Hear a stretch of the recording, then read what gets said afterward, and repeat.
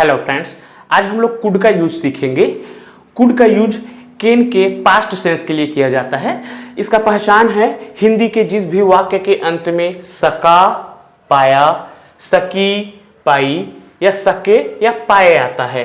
ठीक है, इसका उपयोग पास्ट की एबिलिटी, पास्ट की कैपेसिटी, पास्ट की पॉसिबिलिटी या पास्ट पावर को शो करने के लिए किया जाता है। इसके अलावा भी कुड के बहुत सारे यूज होते हैं जो रिक्वेस्ट आदि के लिए यूज किए जाते हैं। उसके लिए मैं एक सेपरेट वीडियो लेक्चर बाद में बनाऊंगा।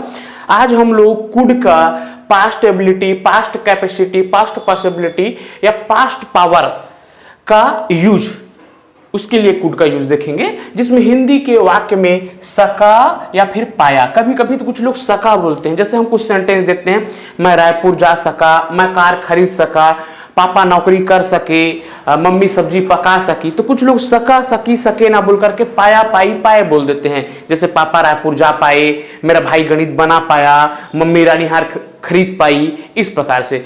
तो या तो सका आएगा या पाया, और सकी या पाई या फिर सके या पाई। ठीक है, अब इसके लिए स्ट्रक्चर देखते हैं। तो सबसे पहले सब्जेक्ट आएगा, सब्जेक्ट के बाद उस मॉडल वर्ब कुड को यूज करेंगे। इसमें वर्ब का फर्स्ट फॉर्म लगेगा और उसके बाद ऑब्जेक्ट। ठीक है, मैंने यहां पे कुछ एग्जांपल लिखे हैं। जैसे मैं अंग्रेजी सिखा सका, एबिलिटी की बात हो रही है। मैं, तो सबसे पहले ढूंढेंगे सब्जेक्ट को, तो सब्जेक्ट हो जाएगा आई, और आई के बाद हम कुड लिखेंगे, तो ये हो गया आई कुड। वर्ब का फर्स्ट फॉर्म सीखा, सिखाना या पढ़ाना, जिसे इंग्लिश में टीच कहते हैं या ट्रेन कहते हैं। आई कुड टीच, और ऑब्जेक्ट है English, I could teach English. तुम अंग्रेजी बोल पाए, सब्जेक्ट है यू, सब्जेक्ट के बाद कुड का यूज करेंगे, तो यू कुड, बोलना को इंग्लिश में स्पीक कहते हैं, you could speak English. Mohan खाना खा पाया, सब्जेक्ट है Mohan, Mohan modal verb could, और खाने की जो क्रिया है उसे ईट कहते हैं, ईट, और खाना को food, Mohan could eat food. Mummy रानी हार खरीद पाई, तो सब्जेक्ट है mummy, then after we have to use could, mummy could, verb का फर्स्ट फॉर्म खरीदना, खरीदना एक क्रिया है जिसे इंग्लिश में बाय या फिर परचेस कहते हैं। Mummy could buy a queen necklace, रानी हार को इंग्लिश में क्वीन नेकलेस कहते हैं। पापा रायपुर जा सके, सब्जेक्ट है पापा, उसके बाद मॉडल वर्ब कुड, पापा कुड, जाना को गो, और कहां जा सके, रायपुर, तो papa could go to Raipur. Mohan पत्र लिख सका, Mohan could write a letter. मेरा भाई कार खरीद सका, सब्जेक्ट हो गया माई ब्रदर, उसके बाद मॉडल वर्ब लगा देंगे कुड। फिर से खरीदना एक क्रिया है जिसे बाय या परचेस लिख सकते हैं, तो my brother could buy car. Ram Ravan को मार सका, तो सब्जेक्ट है राम, राम ने मारा रावण को, तो सब्जेक्ट राम, और राम के बाद कुड, राम कुड मारना, जान से मारना एक क्रिया जिसे इंग्लिश में किल कहते हैं, राम कुड किल रावण। तो इस प्रकार से कुड का यूज करके, जिसमें पास्ट की एबिलिटी, पास्ट की कैपेसिटी, पास्ट की पॉसिबिलिटी या पास्ट का पावर को शो किया जाता है वाले सेंटेंस को बनाया जाता है। अब हम कुड के अफर्मेटिव, नेगेटिव, इंटेरोगेटिव और आईडब्ल्यू वाले सेंटेंस को बनाना सीखेंगे। सबसे पहले देखते हैं इसका स्ट्रक्चर। हमने अभी अफर्मेटिव सेंटेंस का स्ट्रक्चर सीखा। सबसे पहले सब्जेक्ट को लिखना है, सब्जेक्ट के बाद कुड को, कुड के बाद वर्ब के फर्स्ट फॉर्म को, और उसके बाद हम लिखते हैं उसके ऑब्जेक्ट को। लेकिन जब यह निगेटिव सेंटेंस बनता है तो कुड के बाद नॉट लगा दिया जाता है। इस सेंटेंस का इंटेरोगेटिव बनाएंगे, प्रश्नवाचक बनाएंगे, तो ध्यान देना, प्रश्नवाचक तभी बनता है जब हिंदी के वाक्य के शुरू में क्या आता है, तब वह सिर्फ प्रश्नवाचक होता है, जिसके लिए उस मॉडल वर्ब को सब्जेक्ट से पहले लिख दिया जाता है। लेकिन अगर कोई वर्ड जैसे क्या, कब, कहां, कैसे, ये सभी अगर हिंदी के वाक्य के बीच में आते हैं तो WH फैमिली का सदस्य होता है, जिसके लिए हमें IW वाले स्ट्रक्चर को फॉलो करना पड़ेगा। सबसे पहले हम यहां पे समझते हैं IW मतलब होता है इंटेरोगेटिव वर्ड्स। इंटेरोगेटिव वर्ड्स प्रश्नवाचक शब्द कौन कौन से होते हैं? हिंदी में क्या, कहां, कब, कैसे, क्यों, ये सभी प्रश्नवाचक शब्द होते हैं, जिनको हम इंग्लिश में क्या को इंग्लिश में व्हाट कहते हैं, कहां को वेयर कहते हैं, कब को व्हेन कहते हैं, कैसे को हाउ कहते हैं, क्यों को व्हाई कहते हैं। किसी के साथ व्यक्ति जब कुछ काम करता है तो उसे विद हुम कहते हैं।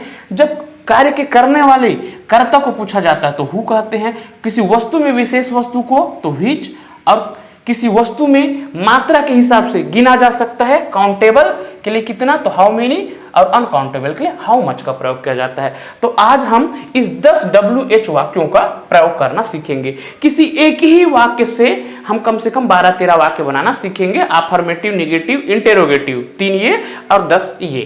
ठीक है, आइए इसकी शुरुआत करते हैं। इसके लिए हमने यहाँ पे कुछ सेंटेंस लिखा है।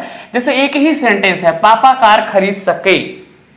ठीक है, अब उसी सेंटेंस का हम निगेटिव बनाएंगे, इंटेरोगेटिव बनाएंगे, फिर उसमें WH फैमिली को हम लाइन से यूज करते जाएंगे। ठीक है, पापा कार खरीद सके, तो ये अफर्मेटिव सेंटेंस है। अफर्मेटिव का स्ट्रक्चर है, सबसे पहले सब्जेक्ट को लिखना है, तो ये हो गया पापा, और उसके बाद लिखना है कुड को, तो पापा कुड, खरीदना है क्रिया है। ठीक है, तो ये हो जाएगा papa could buy a car. पापा कार नहीं खरीद सके, पापा कार नहीं खरीद सके, ये निगेटिव है, तो निगेटिव में कुड के बाद नॉट लगा देंगे, तो ये हो जाएगा papa could not buy a car. Could not को शॉर्ट में कुडंट भी बोल सकते हैं। क्या पापा कार खरीद सके? इंटेरोगेटिव सेंटेंस है, जब हिंदी के वाक्य के शुरू में क्या आता है तथा जिसका जवाब सिर्फ हाँ या ना होता है। ठीक है, तो इंटेरोगेटिव सेंटेंस होता है। इंटेरोगेटिव सेंटेंस में इस क्या के लिए व्हाट का यूज नहीं किया जाता, उस मॉडल वर्ब को सब्जेक्ट से पहले लिख दिया जाता है। इस तीसरी स्ट्रक्चर से हम बनाएंगे, तो ये हो जाएगा कुड पापा बाय अ कार। अब अगर क्या, कब, कहां हिंदी के वाक्य के बीच में आता है तो हमें IW वाले स्ट्रक्चर से बनाना पड़ेगा। जैसे पापा क्या खरीद सके, क्या, तो हिंदी के वाक्य के बीच में क्या आया, मतलब उसको वैरायटी को पूछ रहा है। जैसे खरीदने के लिए सिर्फ कार नहीं है, आप बहुत सारी चीजें खरीद सकते हो। ठीक है, तो उस जब वैरायटी को पूछा जाता है तो व्हाट का यूज किया जाता है। तो IW, सबसे पहले WH फैमिली क्या, तो क्या को इंग्लिश में क्या कहते हैं, व्हाट लिख दो। व्हाट के बाद कुड, तो ये हो गया कुड। सब्जेक्ट को लिखो, सब्जेक्ट है पापा। ठीक है, वर्ब का फर्स्ट फॉर्म बाय। ठीक है, अब यहां पे ऑब्जेक्ट तो नहीं है, तो ये इतना हो जाएगा व्हाट कुड पापा बाय। या दूसरा तरीका मैंने बनाया था कि सबसे पहले इंटेरोगेटिव सेंटेंस को लिखो और उसके आगे व्हाट लगा दो, ऐसे भी बना सकते हैं। जैसे पापा कार कहां खरीद सके, कहां, तो कहां के को इंग्लिश में क्या कहते हैं, वेयर, इसको पहले लिख दो और उसके बाद इंटेरोगेटिव सेंटेंस को लिख दो। तो इंटेरोगेटिव सेंटेंस है ये। ठीक है, तो वेयर कुड पापा बाय कार, आप यहां से भी यूज करके बना सकते हो। पापा कार कब खरीद सके, कब, तो कब के लिए क्या करना है, आगे में लिख देना है व्हेन, और व्हेन के बाद इंटेरोगेटिव सेंटेंस को सेटिस लिख दो, व्हेन कुड पापा बाय कार। पापा कार कैसे खरीद सके, तो कैसे को इंग्लिश में कहते हैं हाउ। ठीक है, तो ये हो जाएगा हाउ कुड पापा बाय कार।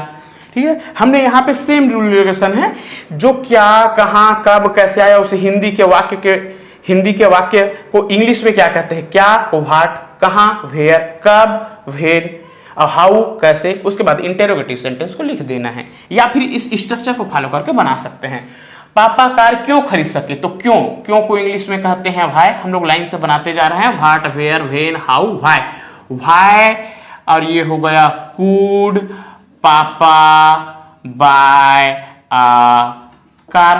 पापा किसके साथ, तो किसके साथ, तो इंग्लिश में बोलते हैं, इंग्लिश में विद हुम, तो विद हुम कुड पापा बाय कार।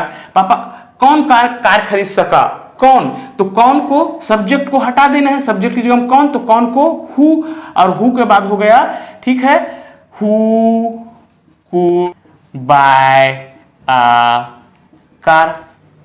पापा कौन सी कार खरीद सके, कौन सी कार, तो ये हो जाएगा व्हिच कार कुड पापा बाय। पापा कितने कार, अगर एक से अधिक संख्या में कार खरीद सकते, कितने, तो कितने अगर गिना जा सकता है तो हाउ मेनी लिखेंगे, और नहीं गिना जा सकता तो हाउ मच। तो कार को गिना जा सकता है इसलिए लिखते हैं पहले हाउ मेनी, ठीक है। अब कार उसी के साथ आएगा ऑब्जेक्ट, हाउ मेनी, और एक से ज्यादा है इसलिए कार्स हो जाएगा, हाउ मेनी कार्स, ठीक है, कुड पापा बाय। इस प्रकार से अफर्मेटिव, नेगेटिव, इंटेरोगेटिव और IW वर्ड्स वाले वाक्यों को बनाया जाता है। इसको बनाने के लिए हमको सबसे पहले उसका हिंदी और इंग्लिश का मीनिंग याद रखना जरूरी है, जैसे व्हाट को क्या, वेयर को कहां, व्हेन को कब, हाउ को कैसे, व्हाई को क्यों। इस प्रकार से इसे पूरी अच्छी तरीके से याद कर लेना है। याद करने के बाद हमें हर प्रकार के सेंटेंस को, एक ही वाक्य को हर प्रकार से बनाने की कोशिश करना है, और इस प्रकार से हम बना सकते हैं। और जब आखिरी में हम इसको पूरी तरह से सीख जाएंगे तो कोई भी वाक्य को सडनली हम बनाने की कोशिश करेंगे, जिसके लिए यहाँ पे अलग से स्ट्रक्चर भी दिया हुआ है, इसकी सहायता से भी आप वाक्यों को बना सकते हैं। आपका दिन शुभ हो, have a nice day, thank you.